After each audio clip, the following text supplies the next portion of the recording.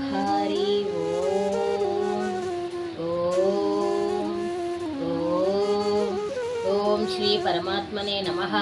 अतः द्वितीयोऽध्यायः सांख्ययोगः। श्री भगवानुवाच अतः चैनं नित्यजातं नित्यं वा मन्यसे मृतं तथापि त्वं महाबाहो నైవం సూచితుమర్హసి. తాత్పర్యం.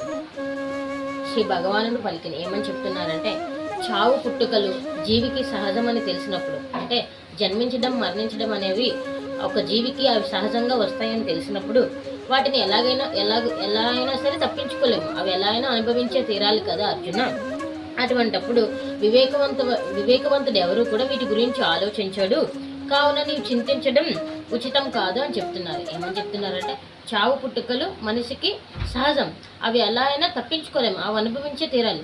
అవి సహజమని తెలిసినప్పుడు వాటి గురించి బాధపడడం దేనికి? ఆ వివేకవంతుడు ఎవరు కూడా వాటి గురించి ఆలోచించరు. నీవెందుకు ఆలోచిస్తున్నావు, నీవెందుకు వాటి గురించి తలుచుకొని బాధపడుతున్నావు అని చెప్పేసి శ్రీకృష్ణ పరమాత్మ చెప్తున్నారు అర్జున్తో. ఇది ఈరోజు శ్లోకం యొక్క తాత్పర్యం. హరి ఓం ఓం ఓం. హరే కృష్ణ.